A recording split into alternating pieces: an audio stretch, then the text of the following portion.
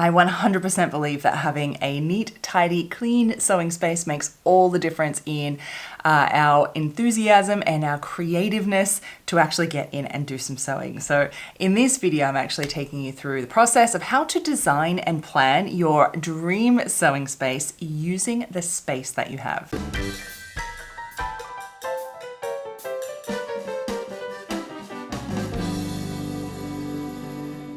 Welcome back, my sewing friends. It is lovely to see you again. Welcome. If you are brand new here, welcome. My name is Evelyn Wood and I'm the creator of VintageSewingSchool.com. And here on this channel, we do everything sewing related to help you get better at your garment sewing. So if you haven't already, do hit the subscribe button down below and do double check, because you never know, YouTube likes to trick you sometimes.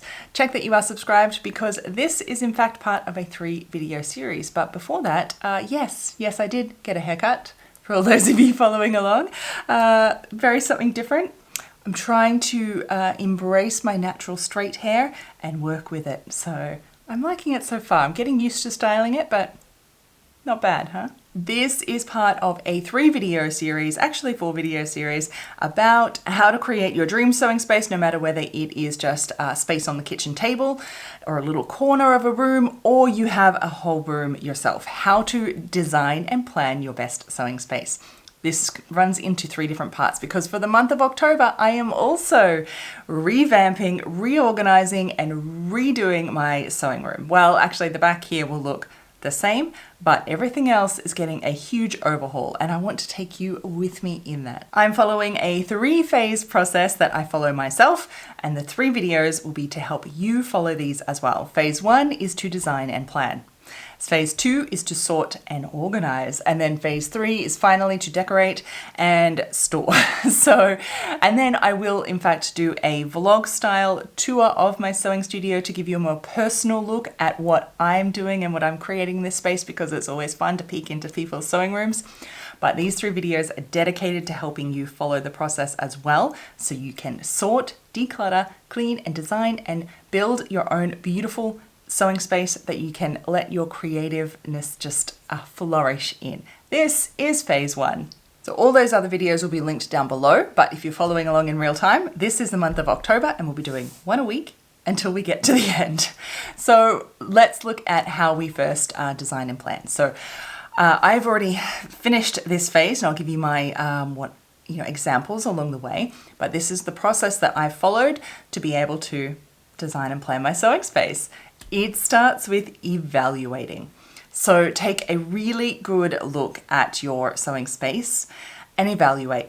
Really assess it. Let's look at different things of, what you need, what can you get rid of, what can you repurpose, and we'll look at different areas, the different things that we need, such as there's furniture and equipment. Then there is storage. That's a big one we're going into detail in. And there is decoration. So there's generally these 3 areas of different needs, but get your pen and your paper, because evaluating starts with writing it down. Now write down. Ask yourself these questions and write it down. What do you need?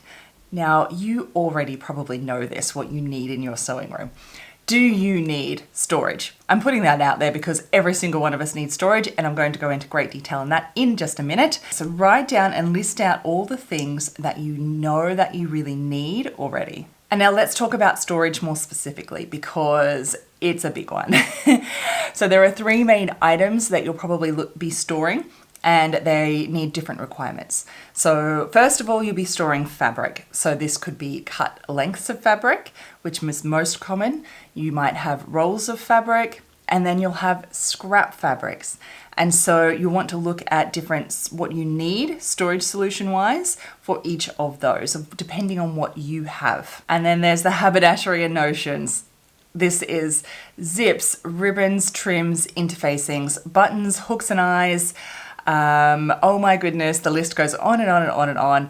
all of these different things. Store them into little sections so that you can find them more easily. Maybe it's little drawers, maybe it's little bags, maybe it's like little organizers inside a larger drawer so you can make smaller little sections. And then there are patterns.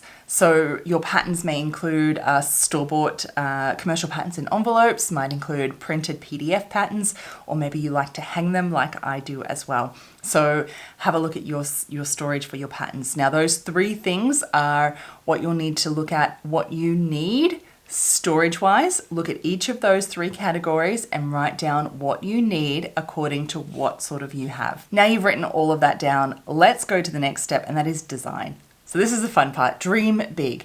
So we're going to evaluate 2 things, both aesthetic and function design. So let's aesthetic first, it's nice and easy. Now make yourself a mood board, a color palette, whatever it is that helps you visualize what you want. Dream of what your sewing room would look like. What's the ideal feel that you want? Okay, so now also design your space in what you have. So look at the space that you have and plan out areas that you can add storage to. Assessing your space that you have, only if you have one tiny little cupboard, you know that you've got this to utilize. If you've got a whole room, you have all the different areas in that room to utilize. So write down the little areas that you have to design the space that you want. So now let's go on to step 3, and this is plan. Now this is the really fun part, or sometimes takes a long time, but this is where gather all of the things that you need to fill that list. So this is really easy now that you know exactly what you need. So you know the particular items. Are you looking for small drawers for haberdashery? Are you looking for plastic tubs for your fabric? Are you looking for shelving for your wall?